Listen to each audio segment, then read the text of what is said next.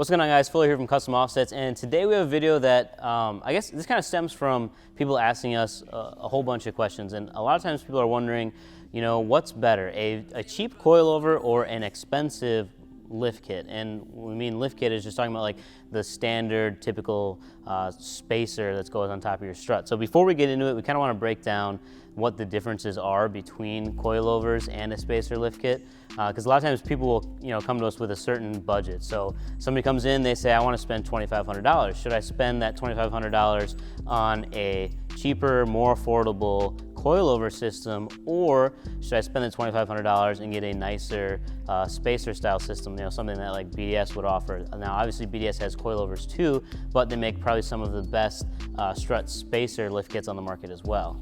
So coilovers differ from the stock strut that's on your vehicle because you're actually going to get some adjustability with the coilover. Now most of the time you're going to see that it's got a larger body to it as well and a remote reservoir. So as far as like fluid aeration goes and worrying about overheating the fluid that's in your shocks, you don't have to worry about that as much with the coilover. It's designed for performance environments. And then where the adjustability comes into play is you can actually kind of play with how stiff that spring is. You can't change the rate of the spring, but you can pre-compress it or pre-load that spring on the coilover.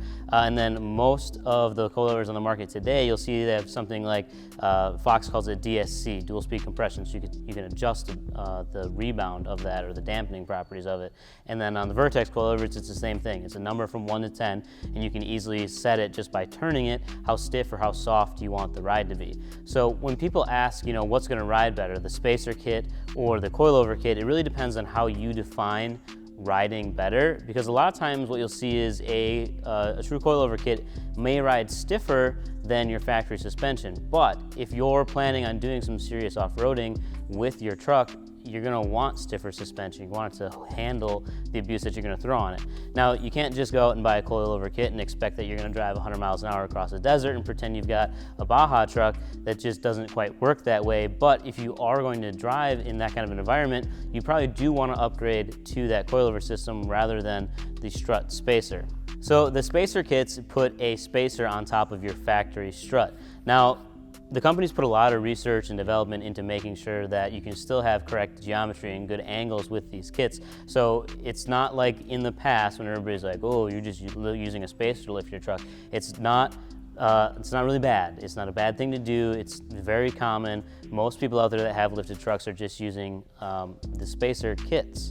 If you've got a vehicle that is equipped with MagneRide or a similar factory option, you might want to actually consider that spacer kit if you're just driving on the road primarily. So you pay extra money when you buy the vehicle to get the really nice riding factory suspension.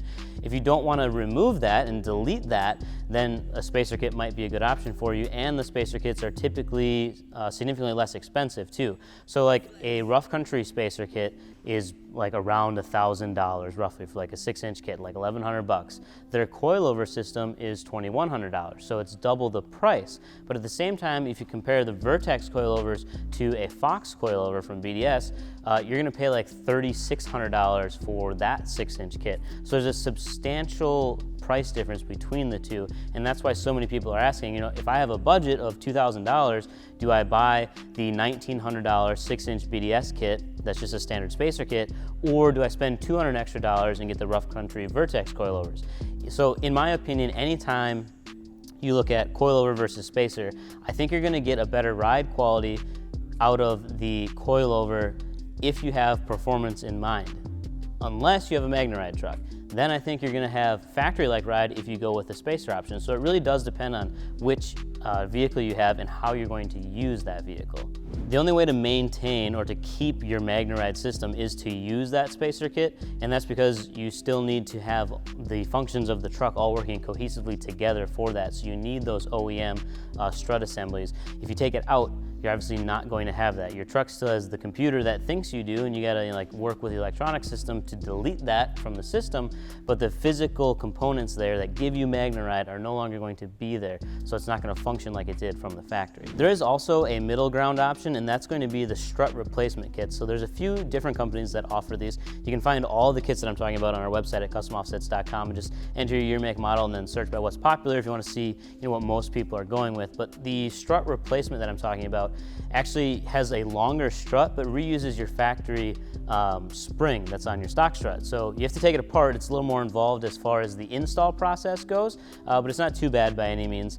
And then you're just getting that longer strut that's designed for a lifted application, but reusing your factory springs. So this brings the cost of the kits down. Necessarily, they won't be necessarily as cheap as just a spacer kit, but they're definitely not nearly as expensive as a full coilover system. So kind of like I said in the middle of the video, I think if you put a coilover against a spacer, the coilover is going to win out time and time again, simply because it's designed for that much lift. It's designed for performance. But if you think a stiffer ride might not be what you want, then I would just go with a spacer kit. Or if you're worried about spending too much money, then just go with a spacer kit. But if you have the extra money, if you set a budget and you can still get like the Rough Country Vertex coilovers, definitely go with the coilover system. You're not really comparing apples to apples here.